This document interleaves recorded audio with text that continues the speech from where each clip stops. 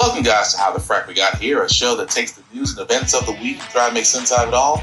I'm your host, the most Will Buchanan, and on this show, we simply are all about the facts. There are plenty of news stations out there that simply want to do anything short but inform you. Here at How the Frack We Got Here, that's all we believe in. We go up to the left, we go up to the right, we go up to the middle of independence. We go after all sides because there's more than one side of a story to everything. And you need to know it all in order to actually formulate your own opinion. And that's what we try to do here at How the Frack We Got Here. Thanks for listening, and hold on. It's going to be fun. Hey, everybody. Today's date, May the 8th, 2024, and this is How the Frack We Got Here. I'm host the most Will Buchanan. How the Frack We Got Here. We do take the events of the week and try to make sense out of it all. Before we get started, yes, my son who decided that nap time wasn't going to happen is with me. But we are a news podcast, guys, which means that we do try to find the most reputable news from the best sources for investigative journalism. We do not do sensational news like Fox News or Newsmax or The Blaze or your extreme left or extreme right. We give you the facts and just the facts and nothing but the facts. At the same time, guys, we do try to watch our language on the show. I know we do try, Obi, but sometimes words do fly. At the same time, there may be things that might be shown that might be too intense for younger viewers. So viewer discretion is advised. Aside from that, welcome. So I guess there's no way to start this because every time I want to bring up the college protests, they just seem to get worse. And I do mean worse. Putting protesters under arrest. New clashes today between police and demonstrators on college campuses. Here in D.C., police pepper spraying protesters, breaking up an encampment there at George Washington University. At least 33 people arrested. Then in New York City, police were breaking up an encampment at the Fashion Institute of Technology. Roughly 50 people there were arrested. Our Phil Lipoff has been following all the latest developments. Phil, let's go ahead and start with the situation at GW. Protesters had been camped out there for 2 weeks. What made police finally move in? Well, warning after warning after warning. And right off the bat, Kara, we should mention that the protesters at GW and other places still at this hour know what's going to happen eventually. The police are going to move in. And in D.C., they did to clear out that encampment. It had been there, as I mentioned, for more than a week. There was a skirmish, as you see. You mentioned 33 people were arrested. I will say what's interesting about this particular incident is that it happened just hours before Washington Mayor Muriel Bowser and her police chief were scheduled to testify in front of a congressional committee investigating the response to that encampment over the past week or so. I mean, this happened in the early morning hours, and that committee was scheduled to have a hearing today. When Oversight Chair James Comer, a Republican from Kentucky, heard about the police action and clearing of the encampment, he announced that the hearing was canceled. We don't need to have it anymore, and he took credit for the action. It's interesting, Phil, just coming across the wire here that during a press conference with D.C. police, they were explaining that they shut down George Washington University's encampment at 3 a.m., saying that protesters from Columbia University actually showed up and infiltrated these protests. It's interesting to kind of see as things slow down there in New York, there are still those that were involved with these protests kind of moving into other areas. And it's not really surprising because when we talked to some of these protesters at Columbia specifically, they said we're not going to stop until there is a ceasefire. So, they didn't tell us they were going to show up in other places, but it doesn't surprise me for sure. Well, you've gone across country following all the other encampments and protests. What do we know? Well, in terms of outside agitators, we should touch on that. Everywhere we've gone and covered this across the country, there's been this talk about outside agitators. We've seen more than 2,500 arrests across the country. Could even be more now at more than 40 campuses. The percentage of people arrested is different from campus to campus. At Columbia, the NYPD says about 30% of those they arrested were not affiliated with that school. But at City College of New York, that number was way higher. 60% of the people arrested, police tell us, were not affiliated with that school. So who are these people? Where are they coming from? They're not always freely giving their organization, but what we do know is that there is a portion of these protests, these pro-Palestinian protests, that outside people are coming in to I don't know, police will say agitate or just be there and do whatever they do. Phil, it's such a bummer. Some of these universities canceling commencement speeches now. I mean, for those that may not have even been involved, they don't. Yeah, a lot of these students are excited to get up on that stage, receive that diploma, and it's what they've worked so hard for. Not just excited, but yeah, they've earned it, right? They've done these 4 years. One of my children, my oldest, is class of 2020. So we had to drive by her high school in 2020 during the pandemic for her graduation. Luckily, she's at a school that her graduation is not threatened, but she has friends who are at schools. I have a nephew who's at USC, and these kids. The bummer is a great technical term that you came up with, Kira. It is a bummer for these kids, and they've gotten used to bummer after bummer over the last 4 years with the pandemic and now this. It's sad. I'm going back to my days in college where that was the word, bummer. It's a good word. It's a good word. Yes, it is. It is a bummer. Yeah, I mean, it is a bummer to a certain extent, except for the fact that, well, basically these kids are doing what has been done all throughout history. I mean, with the protests in the Vietnam War, the protests about invading Iraq, the protests about continuing the war in Afghanistan. However, to certain extents, it's to where now, when it comes to Israel and Palestine and Hamas, it's just that these students are speaking, and students and college professors, mind you, are really speaking out in protest and saying that we do not support this unnecessary war. But what do most people do? They send police, law enforcement, if you will, to do what? To quell them, to break up the encampments, to pretty much try to get life under control. At the same time, there's nothing to get under control. This is the reason why protests exist. Protests exist because they make you uncomfortable, but they get your attention. At the same time, it's a little hard not to ignore the fact that these protests are increasing in number. And yes, I know with college and high school, graduations are happening. And again, congratulations to all those that are graduating in the year 2024. Definitely kudos to you. But yes, does it get overshadowed by protests? Absolutely. But for good reason. Because again, we're sitting there backing Israel against their really unjustified attacks. And at the same time, Biden is hoping for a ceasefire while Netanyahu, the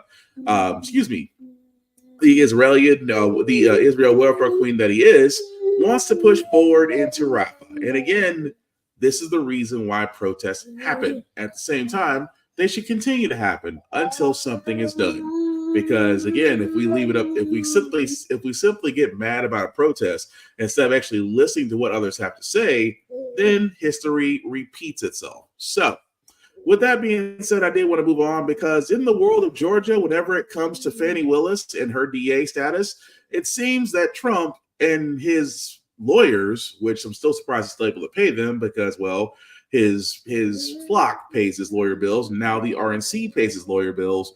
But at the same time, they actually did get an appeal on the DA that's investigating him for election fraud.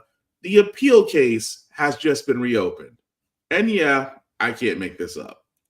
Some breaking news. The Georgia Appeals Court has now agreed to take up the Trump team's appeal of the Fani Willis disqualification ruling.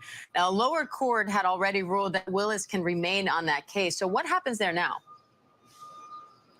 So the Trump team wants to appeal the decision. They would like Fani Willis kicked off the case entirely. The judge has ruled that Fani Willis could stay as long as her former paramour, Nathan Wade, was removed from the case to avoid even the appearance of any kind of a conflict. So he's off the case. Fani Willis is on. The appellate court has agreed to take up the matter. They haven't, agreed to any decision, but they've at least agreed to take it up, which is yet one more delay for a case that still does not have a date to start trial. So, Con, what does this do, these delays do, given we're 6 months away from the election now? I think, Diane, that's a great question. And ultimately what it does is it guarantees that the only case that's going to trial out of these three criminal cases, the documents case, the Fani Willis case, January 6th case, it is ultimately the case that's now before the judge and jury in New York State. And Aaron, looking back at the criminal hush money trial now, Stormy Daniels was one of the key witnesses in this case, right? Her and Michael Cohen are arguably the two big names that we're looking to hear from. So now that she has had this testimony, what do you expect to happen next? So we got to stop it right there because it pretty much goes into the current court case that Trump is actually in, which is kind of the smallest of the court cases, which is basically his election fraud and his money of paying a former mattress actress. So not really surprised by that. I'm going back in simple fact of the matter that a lot of people are going, why are we going back into this? Well, because again, Trump does not want Fani Willis to basically prosecute him. Because if you guys don't remember, just a few months ago, this whole big uproar about her prosecutor she brought on that she had a relationship with. Then others, including Fox News, try to make it seem like Fani Willis was using state funds to fund trips and pay him and things of that nature. And we all remember the infamous testimony that Fani Willis did from the witness stand and dissecting the Trump prosecutors at the time, to the point to where even the judge had to sit there and say, you guys need to go back and figure out your case. It's almost as if they have to turn around and give the Trump prosecutors all the chances in the world to really figure out what is the obvious. Fani Willis is not going away anytime soon. She literally won her case to remain on the trial. And it was a little unfair that, yes, that the prosecutor for her side had to go, because the judge pretty much sat there and said, well, we can't prove the simple fact of the matter that you guys did have an impromptu relationship. But at the same time, one of you have to go, in which her prosecutor did actually leave. So why are we appealing? We're appealing because, again, because Trump and his team are figuring out what these court cases keeping up. And I keep saying this because he's all but racked up the Republican nomination. So what's going on with these court cases is that his lawyers, again, are trying to figure out every stall tactic they can think of to push these court cases back. Now, in one instance, which we're about to cover very soon, they were successful in doing just that, and it was one of the bigger cases. But in the sense of Fani Willis, which her team are ready to go and to prosecute Trump, Trump is doing his best because the federal election, again, a major federal case, which, if he's convicted, disqualifies him from the presidency, is the whole entire reason why this case is being pushed back, while the run to the letter with his hush money payments going to his campaign is moving forward, because they think they can win. And so it doesn't defeat the fact of, well, the evidence that he has against him is overwhelming, and Willis and her team are ready to prove it. But Trump's team is ready to delay it as much as possible. Why? Because they feel like if he gets the nomination and he's running for the election, he can't be prosecuted. Which, again, he can be prosecuted. There is no rhetoric, there is no law, there is nothing out there that says a person running for office cannot still be tried in court and indicted. Running for presidency does not absolve you of that. However, the fear of it all is if he somehow does win the presidency and he somehow is back in power, he could have those cases dismissed, which is what the end goal would be for him anyway. But again, Fani Willis has to go this whole rigmarole because, simply put, it is a delay stall tactic. That is all it is. But speaking of stall tactics, guys, Marjorie Taylor Greene decided that, well, if I'm going to keep down on this hill to get the House Speaker, Mike Johnson, to listen, I'm going to bring it up to a vote. And I cannot believe this. She actually did go forward with this. But let me give you the before we get to the after. Well, I'd love to be a fly on the wall for this conversation. Speaker Mike Johnson and Congresswoman Marjorie Taylor Greene meeting for 90 minutes today. You know, Greene continues to make that threat that she wants to oust Johnson from his speakership. And one vote can do it, and the House can make that proposal. At today's meeting, Congresswoman Greene, issued her list of demands that Speaker of the House Johnson must meet her demands in order to vote on her motion to vacate. That is what they call this effort to oust the Speaker. These are not unreasonable requests. These are the right things to do. These are the right things to do for our conference. And our Republican Speaker, who ran for the Democrat agenda, should be able to get it done.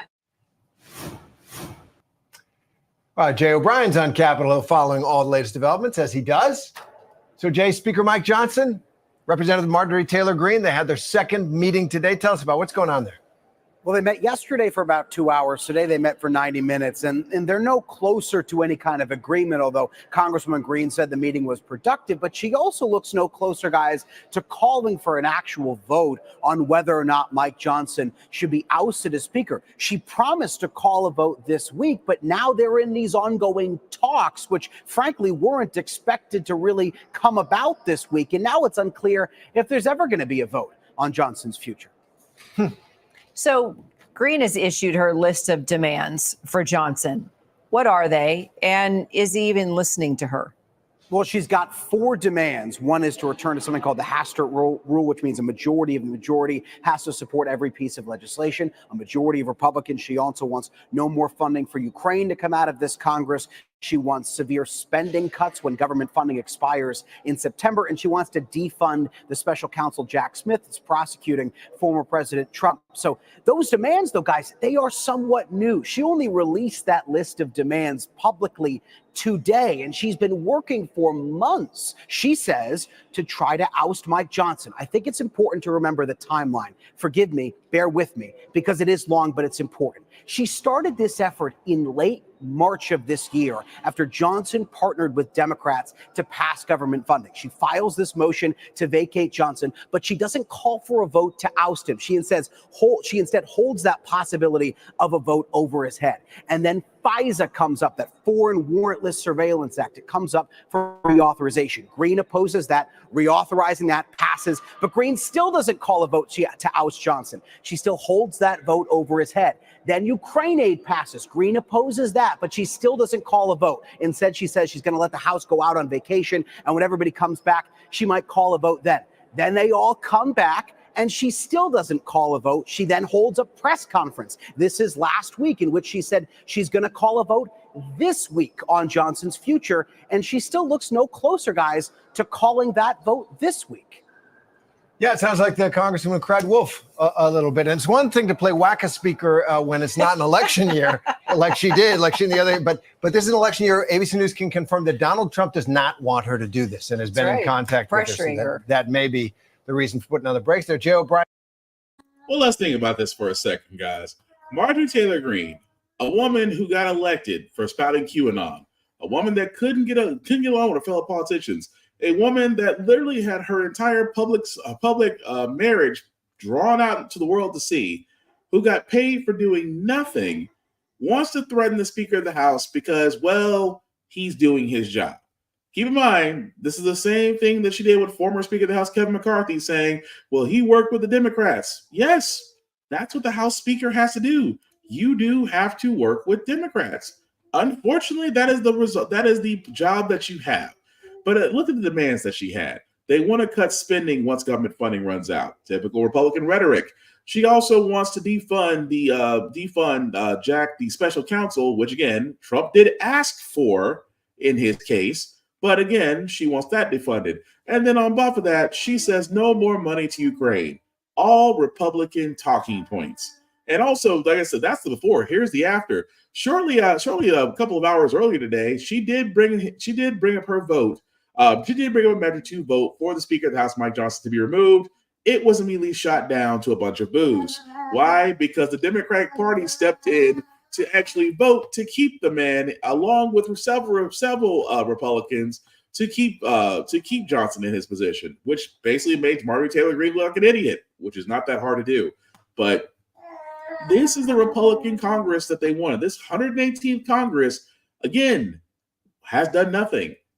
Again, I keep pointing this out because for all those conservatives out there, name me one thing this Congress has done that has actually improved the American people, because honestly, they haven't. And even more so, you basically still have the Republican Party still trying to oust the very same person they nominated him because the person before him was doing the exact same thing. So again, craziness when it comes to Congress, especially on the conservative side. But keep in mind, guys, like I talked about earlier, where I said Trump successfully got probably one of the biggest cases, which he's dealing with, because I mean, he's under 91 federal indictments. But the case regarding the classified documents, the ones that he basically dealt with the FBI, when he basically sat there and said that, yes, I can declassify this, that he sat there and said that as president, he can do this. and we come to find out that that was BS. Somehow, some way, the judge just now postponed the case, or I should say, the trial. Again, it's almost as if, and if you're wondering, the judge that's actually over this is a Trump nominated judge. We shouldn't be surprised. Paula Reed, as well as former Trump White House attorney Jim Schultz. So, Paula, a significant shift, certainly playing into Trump's strategy of delay. But also, we should note, Special Counsel Jack Smith really has voiced some serious concerns, if not animus, toward this judge. Yeah, absolutely. And there may come a time when he tries to get her removed from the case. But at this point, that's premature. What Jack Smith knows tonight, though, is that it's very possible that he may not be able to bring either one of his federal cases against former President Trump before the election. And the election is a significant point on the calendar, because if Trump is reelected, he can have Jack Smith and both of his cases dismissed. Now, here, this case, the classified documents case, postponed indefinitely. But the other prosecution that Smith has brought, the January 6th case, also on ice while the Supreme Court contemplates if Trump has presidential immunity. Now, in the arguments a couple weeks ago, they signaled that they're not likely to toss that case out, but they might toss it back down to the trial court for more litigation, which, again, that's why it would make it impossible to bring before the November election. Obviously, we're here in Manhattan for this criminal case. The other one outstanding is the RICO case down in Georgia. But again, it goes back to the strategy of delay. By trying to have Fani Willis and Nathan Wade removed from the case, they successfully likely pushed that until late in this year. And it's very difficult, again, if Trump is reelected, to put him on trial down there. So this long game that they've been playing to try to delay everything overall has been successful. The one case that is going forward is what was always considered kind of the runt of the litter, the least consequential of the four. But it is still a historic case. The first prosecution. And that's the point. That's the point. That's the part right there that really makes no sense. You're telling me that outside of a federal case, like I talked about, the one with the election, the one regarding his classified documents, both of those, which again could disqualify him if he's indicted in either one of them, have now been pushed back. And I keep asking, people are going to be asking this question: why is it that whenever it comes to Trump, he seems to be getting, lucky? He seems to get his court dates pushed back, appeals in the 11th hour come out. And I have been telling folks, and I'll keep saying this is why I sit there and say voting is important. This is why I sit there and say who you vote is important. Because keep in mind, when Trump did have his presidential run, he installed multiple judges outside of overrunning the Supreme Court. Those very same judges, albeit some of them may actually be doing their job, but some of them may be towing the company line. And the one case that's over those classified documents is being looked at by a Trump-appointed judge. And I'm sorry, that is favoritism being shown, and it is beyond obvious. Because as the reporter said, if Trump were to come back once he's in power, he could dismiss the whole thing as president. And that alone should be a reason that this case should be made priority, regardless if Trump is running or not, because again, he's been indicted. But also, here's the crazy part for all those that don't know, because again, he's still looking for a VP, and America's favorite Uncle Tom, Tim Scott, is basically doing the Charleston Shuffle to make sure that he can be a pick me for Trump. Even more so, where again, the question of the election, if the election is done properly and without fraud, would you validate if you won or lost? Would you validate it? Would you validate the results? And of course, Tim Scott, again, loves to shuffle and sambo. He said that he won Wisconsin falsely, Senator. So again, to the point, you voted to certify the election results of 2020. It's the exact opposite of what you said and did after 2020. Why would you want to be on a ticket with someone where there's such a fundamental difference? There is clear facts here. President Trump himself said he expects this election to be fair, he expects it to be honest, and he expects to win. That's what the presidential candidate should expect, and I expect the exact same thing. And frankly, the American people agree with him. This is an issue that is not an issue, so I'm not going to make it an issue. Well, Senator, will you commit to accepting the election results of 2024? Bottom line. At the end of the day, the 47th president of the United States will be President Donald Trump. And I'm excited to get back to low inflation, low unemployment. Wait, Senator, yes or no? Yes or no? Will you accept the election results of 2024 no matter who wins? That is my statement. But is it just yes or no? Will you accept the election results of 2024? I look forward to President Trump being the 47th president. Kristen, you could ask him multiple times. Senator, just a yes or no answer. So the American people will make the decision. But I don't hear you committing for President Trump. That's clear. I don't hear you committing to the election results. Here's the deal. Will you commit to accepting the election results? This is why so many Americans believe that NBC is an extension of the Democrat Party. At the end of the day, I've said what I've said, and I know that the American people, their voices will be heard, and I believe that President Trump will be our next president. It's that simple. But Senator, as you know, the hallmark of our democracy is that both candidates agree to a peaceful transfer of power. So I'm asking you as a potential VP nominee, will you accept to commit to the election results in this election cycle, no matter who wins? Just simply yes or no. I expect President Trump to win the next election. Listen, I'm not going to answer your hypothetical question when, in fact, I believe the American people are speaking today on the results of the election. And if it continues for the next 6 months, we find ourselves in a great position where we get back to another century of American prosperity. Ladies and gentlemen, let me translate what he said. Oh, I don't want to disrespect Massa. Massa might get me out the field house. Massa might get me in the White House. I just got to repeat what he says because I can't listen to you, lady. I'm going to be the VP for the white man for Trump no matter what. And that's what he sounds like. He sounds like a Sambo slinging idiot. I'm sorry. Yes, I call him a raccoon. He's also a raccoon at this point because it's a simple question. It's a simple question because history does not allow us to forget that for the simple fact of the matter, there's only one group of people, there was only one party out there that was crying about, not having a fair election. Because Trump actually, because here's the funny part. Let's do a little trip down memory lane, shall we? When Trump was president and everything was going to crap, and the next presidential election was coming up, and of course Biden was running, what was Trump doing the entire time? Oh, this election, it's going to be rigged. It's going to be rigged. They don't want me in power no more. They want me out. The Democrats, they're going to do everything they can. Hollywood, they're going to do everything they can. Because you know why? Because I'm winning. I win. I'm a winner. That's exactly what he was doing. Already muddying the waters, saying that the election was going to be unfair and biased against him, where in fact it was the most secure election in modern history. That there was no voter fraud that was accounted for. And the minor fraud that was actually found, and I say minor because it involved one or two individuals, was on the Republican side of voting.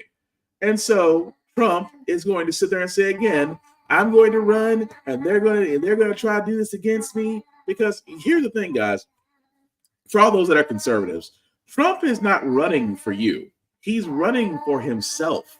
He's running to save himself. Because the only way he can save himself is by being president again. Because all his cases, all his indictments, everything that's going on with him goes away for a little while. It doesn't disappear. It just goes away as he's president. And that's the messed up part. But you have VPs out there. I mean, all the VPs, not just Tim Scott, Marco Rubio, Nikki Haley. That's not her real name. They're all trying to make sure that they're trying to get in the spot of VP. And again, Tim Scott's no different. So it's not surprising for the sole fact of the matter, guys, that he's not going to answer the question properly. He's going to sit there and say, you know what? Mom was asleep. But for Tim Scott, guys, he is going to sit there and say exactly what he wants to say to keep himself grounded. That is the truth. And at the same time, if you expect him to say anything differently, well, you're kind of wishing on a star. And that star is already grounded. But speaking of things that are already grounded, guys, although TikTok itself may still be under a divestment, TikTok is doing exactly what we thought what they would do: sue the U.S. government. That could ban the app nationwide. The social media company claims the law is unconstitutional and violates Americans' rights to free speech. ABC's Rachel Scott and Alexis Christoforous has more on that. Rachel, this new law forces TikTok's Chinese parent company to either sell the platform or face a total ban in the U.S. So on what grounds are they now suing the federal government? Yeah, look, TikTok and its parent company, ByteDance, are making it clear that they will be taking on the federal government. And they outline in this lawsuit that not only are they not willing to try and find a new parent company for TikTok, that they simply just will not do so. So one of the major arguments that TikTok outlines in this lawsuit is that a possible ban infringes on the rights of 170 million Americans who use the app right here in the United States. TikTok also argues that the Chinese parent company ByteDance cannot get permission from the Chinese government necessarily to sell a certain feature of the app that powers TikTok here in the United States. They also make the case here that it would take years to find a whole new set of engineers to sort of power the platform here in the United States. And so ultimately, it would lead to a shutdown of TikTok by the end of January of next year. And so they are taking on the federal government, and they say that they will challenge this all the way through the courts. Alexis, we've heard potential buyers are lining up to buy TikTok. So what's the parent company ByteDance saying about a possible sale? Are they open to it? They have made very clear they are not going to sell this company. And they actually say it's not feasible. To Rachel's point, they're saying they would have to transfer millions of lines of source code, which is the life's blood of TikTok, to the US. Then engineers here would have to come up to speed with that source code or that algorithm that makes the company so valuable. They say that could take years to have happen. And what a lot of people might not realize is ByteDance actually owns many different companies, and TikTok is just one of them. It does not mean a lot in terms of revenue to ByteDance. So in many ways, the company would rather see it be shut down and banned in the US than actually sell it to an American-based company. So what does this mean for users then? Well, we don't know until January 19th. People are lining up, as you said, to try and buy it, including deep-pocketed companies like Microsoft and Oracle. We had Kevin O'Leary on this show talking about how he wants to buy it. Yeah, come together with other rich folks, have a consortium of people buy this company. You're looking at it possibly being worth $100 billion with the algorithm. If they were to sell it without that algorithm, some are saying it could be $30 or $40 billion. Remember, 6 out of every 10 Americans under the age of 30 uses TikTok. This is a very valuable company. So, Rachel, how are lawmakers responding to the lawsuit?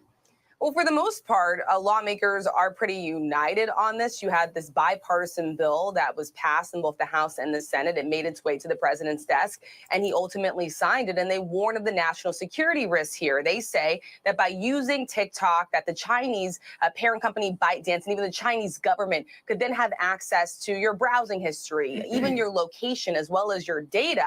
Now, TikTok does deny those allegations. One thing that is also notable in this lawsuit, TikTok points out that even though the president signed that bill that could lead to a possible ban on TikTok here in the United States, the Biden campaign has a TikTok and has continued to use TikTok even after the president signed that bill into law. And so they argue the use of TikTok by the president's own campaign for 2024 and even other members of Congress completely undermines their arguments that this is somehow a national security threat, that they're putting Americans' data and privacy at risk. This is something I asked the vice president about just a couple of weeks ago when I interviewed her, and she said that they don't want a ban. At this point, they are worried, obviously, about the parent company of TikTok, but they're not going to comment on ongoing litigation. So it's amazing that they sit there and say, number one, that TikTok is still a threat to national security. How so? Because TikTok has basically took over exactly what we need to be, a actually unregulated government, actually not a government-controlled app like Meta or Instagram or Facebook, to where, you're able to do things. People have made TikToks. People have made TikTok shops and businesses off TikTok. So I love the fact they sit there and say, well, it's a matter of national security. How so? Just because you no longer can control it?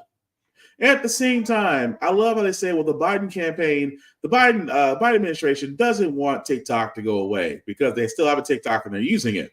Okay, so why did a majority of Democrats and Republicans both vote to put a divestment on TikTok? Because again, you're basically saying, hey, in order for to operate in the U.S., you need to be owned by U.S. people. Which again, investors are all lining up to purchase TikTok. But I'll give ByteDance credit. We're not selling for what? And of course, them suing is a great counter strike, because again, what is the reason why the government wants TikTok so badly? Because again, listen to what they said. Well, the Chinese government could possibly have your information down to your location and all your metadata. Doesn't the US government already have that? And even so, again, it always goes back to an old saying, well, you don't want to do that. The government hates competition. So again, I'm really not surprised by this, guys, but I do love the fact that ByteDance is simply not going away. But we will definitely follow that story as it goes along. Another story that we're following is the Boy Scouts of America is going through a rebranding. I'm pretty sure it has nothing with the decades of sexual abuse that have happened to young Scouters. Maybe. Scouts of America trying to rebrand itself, changing its name for the first time in its 114-year history. It's now going to be known as Scouting America. That's starting next February on the organization's 115th anniversary. The group says the change reflects the continuing efforts to make the program inclusive for everyone. And this is a big change that comes after some big issues for the organization, as it spends hundreds of millions of dollars to compensate thousands of men who say they were sexually abused as children in this program. Maura Barrett is following this one for us and joins us now. So Maura, over the last few years, we've really seen this push by the Boy Scouts to try to make the organization more inclusive. And it's pretty different now from how this organization started. Yeah, absolutely, Aaron. I mean, it's more than 100 years old, and it's an organization that's known to hold firm on to tradition. And so change is naturally difficult, but they've made these changes over the last decade, especially in light of the turmoil that they faced. But back in 2013, they made the decision to start including gay scouts. Then shortly after that, 2 years later, they ended its blanket ban on gay adult leaders as well. Then in 2017, they allowed trans children who identified as boys to enroll in just boys-only programs. But then the same year, they also announced that girls would be welcome into the program. Now, this was different than the Girl Scouts organization, which also caused some confusion and controversy in that sense. But they were trying to be more inclusive when it comes to the Boy Scouts specifically. And then throughout 2018 and 2019, there was more inclusivity actions to include girls going forward again in that Boy Scouts umbrella. And so the president said today, this was announced at their annual conference, the president said that though our name will be new, our mission remains unchanged. We are committed to teaching young people to be prepared for life. And now the name change will officially take effect starting next year in February. But the president said that they anticipate organizations, groups to start identifying with the new name as soon as in the next couple of months, Aaron. Yeah, at the same time, Maura, there's been all this turmoil in the last few years for this organization, right? We had the bankruptcy there, settling these claims of sexual abuse within the programs. Where does all that stand?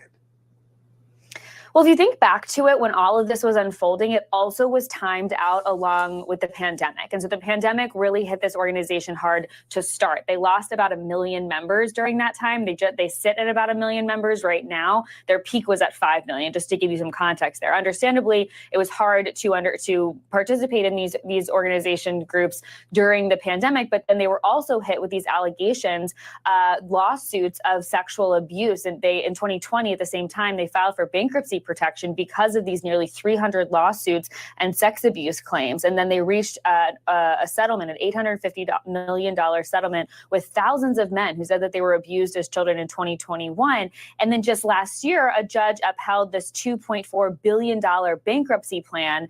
And basically what that means is it gives the Boy Scout group, the organization, the ability to operate while they're paying compensation to these men who allege that they faced sexual abuse when they were children. And so all of this is still unfolding behind the scenes as the organization works to push forward and rebrand it. So really and truly, it is great that, Boy Scouts are including girls in Club Scouts because, it's the nature of what we live in. It's pretty much our society. But it does make me wonder, if it wasn't for the years of sexual abuse cases that come up, $850 million settlement that they have to do, would they be rebranding? Because again, that's usually the dead giveaway when something is going terribly wrong in a company. We immediately have to rebrand. So that way you're not going to remember all the crappy stuff we did beforehand. But again, not knocking it. The fact it's going to be called Scouts of America. I just hope they learn from the Girl Scouts and actually stop selling popcorn and get on cookies or something, because let's be honest, Girl Scouts are cleaning up when it's cookie time, which reminds me, I need to make sure the next time, because those coffee and Sandy's cookies are just awesome. Forget them mints. But anyway, I digress. A couple more stories. Last story, guys, before we get to our feel good segment. Again, I talked about what these Republicans are doing with workforces, guys. I've sat there and said the entire time we need to watch out, because what the Republican Party is doing is they are basically slowly, if not progressively, trying to make child labor laws a little bit more looser. I talked about this janitorial service last year employing minors and getting caught. And it's the same group, Fayette Janitorial Services, did have a settlement that they would pay almost $650,000 in civil penalties for hiring underage children at meat processing plants. I keep saying this. They are, because of the fact of the workforce and because of how everything is happening, the Republicans, instead of, trying to actually help workers get more pay, get more benefits, get more the things that all these other countries are enjoying, that we ourselves asked for in this country. Republicans sat there and said, well, we're not going to give you that, but we'll make it easier for a child to work, for a teenager to work longer hours, because, well, businesses need workers. And let's be honest, GOP is going to listen to who's ever fatting their pockets, which are businesses. These same businesses are employing minors, some of them undocumented, to clean up, to do adult jobs.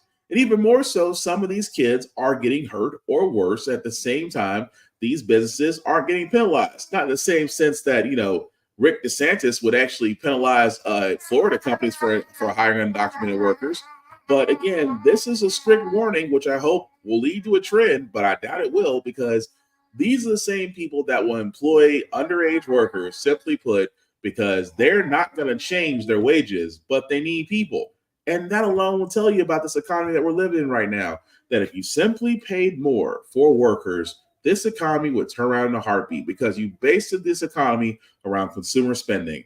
And if consumers aren't spending, the economy will tank, inflation will rise, mainly because companies have sat there and really short-stocked their inventory and raised their prices, because they still, in an inflation economy, companies are still turning record profits, which tells you it's not inflation, it's freaking greed. But we're going to go ahead and move on to our feel good segment, guys, because usually on How the Frack We Got Here, we usually cover a lot of things that are doom and gloom. Sometimes we use your faith in humanity, but hey, it's Wednesday. Tomorrow's Friday Eve, which is Thursday. We will leave you guys out some good vibrations, and hopefully this next story will do that, because I did want to cover the WNBA, because Angel Reese and Chicago Sky, unfortunately, their first game was not televised, because every other sports network seemed to be tuned in on Caitlin Clark and the Internet Fever, which again was pointed out by several people that, all these games shouldn't focus around just one player. Caitlin Clark is not Michael Jordan. That being said, we want to do something like everybody else has done and show highlights of the Angel Reese game, because also, spoiler alert, they did actually wind up beating New York. Evans in the corner, long. Angel Reese right there for the rebound and the bucket. That's what the people came to see, Jason. Let's see. Let's look at this one. I mean, she's in great position right here, a great screen and roll into the rim. But what she does is she just catches Jonquel Jones off guard and beats her to. Davis decision-making, lost it though. Now Reese has a 2-on-1 with Allen. Double clutch from Lindsay Allen. How about that? That's just one. You don't see this a lot. It's a great defensive play by Kennedy Carter. And then your 6'3" rookie, Angel Reese, is leading the break. And who's on the receiving? Player growing up with Candace Parker, who Sky fans know can do it all. Meanwhile, looks like it's going to be Angel going to work here in the lane. How about that? that fire, that passion. Call it swag anymore, so we've got to come up with a new name for it, but just her ability to finish through contact and then just give the people what they want, that personality. Battle for the rebound. Angel Reese there, her second offensive board of the game, and it leads to another bucket. And that's what she does. Sky fans better get familiar with this, because this is what Angel Reese does. She can generate her own offense with her ability to pursue rebounds out of space. For two for the Chicago Sky. Angel Reese had a really good first half in her first game in front of the home fans here in Chi-Town. People came to watch her play, and she put on a good show in the opening half as well. I've just been so incredibly impressed with Angel Reese. We knew that she was going to play hard. We knew that she was going to get on the glass and score off offensive rebounds. But just her savviness, her presence, her ability to finish through contact like we saw right there, and just really playing to the crowd, Jason. This rookie is far and beyond where I thought that she would be at this. And we got to cut it there because, again, one to definitely give her flowers because, you know, with all the NBA people, with all the WNBA, they definitely use press. So, again, to help the WNBA guys, please watch the games, buy jerseys and things of that nature if you're able to, because there are a lot of talented players that are currently playing in that league, not just one Caitlin Clark. So, that being said, guys, we are going to go ahead and wrap this up. I do thank you all who are watching for liking this, for letting people know this is live. I certainly appreciate that. Some shameless plugging before we do get out of here, guys. I do also want to shout out blurredstation.com. Definitely check out blurredstation.com, blurredstation.com, guys. I have sat there and said, this is the vehicle to where we can actually take our content, own our content, and be able to display it for the world to see. Blur Station is it for comics, for movies, for television shows, for things of that nature. You can definitely do it there. And you can join. Yeah, you can, Obi. And you can also join there, guys, for $10.99 a month. Simply select the Blur Station Affinity membership. Any Affinity member there would certainly appreciate it. And $10.99 a month. You cannot beat that with a stick. And of course, if you also want to have your content shown on Blur Station, you do need to join first. But once you join, you'll be able to get in contact with our Blur Station people and hopefully have your content put there. At the same time, you still get to own your content. Let's just have to work out a little bit of a distribution fee, which actually is not a bad deal. And after 10 months of paying after 36 months of paying $10.99 a month, you do have the ability yourselves to own a piece of BlurStation.com. Also, guys, check me out, Black_Spartan615 on everywhere. I usually do reviews on everything, along with my shows, How the Frack We Got Here every Wednesday. And, of course, my video game podcast, Hit Bit, every Friday. The link at the bottom, guys, I'll make that just a little bit bigger for you guys to see. If you copy and paste that link in your browser, we'll take you to my link tree that has the YouTube and Facebook groups for all of my podcasts. Like, share, subscribe, let people know, get the notifications. We simply put cannot do this without you. And second, guys, I keep saying this all the time because it has to be said. Guys, the election is coming up. Please get informed. Don't just do the national, do the local. Get to know the people that are going to be running your city, that's going to be running your state. Trust me, as a person in Tennessee, a lot of people are learning that lesson right now. So definitely get out there, vote with your heart. At the same time, if you feel yourself that you can run, there's plenty of sites out there that can show you exactly how you can run in your city and state. That being said, guys, last thing I'll say about How the Frack We Got Here, it's all about staying informed. We are not trying to reinvent the wheel. We are simply giving you all the information, allow you to make up your own mind, but we do provide a logical perspective that goes along with it as well. We do a lot of things better when we're progressive. We move forward trying to right our wrongs, like simply put, like electing our first Black woman to the Federal Board of Governors, electing our first Black woman to the Supreme Court, electing our first Black woman as National Cybersecurity Director. All great things. Basically, guys, when we don't learn from history, we are doomed to repeat it. That's what we keep asking ourselves. Why does everything go up by our paycheck? Why are we electing different politicians but still the same old game in Congress? And most importantly, how the frack we got here. Thank you all for watching. From me and Obi, please take care of yourselves and each other, and we'll all get through this. Peace.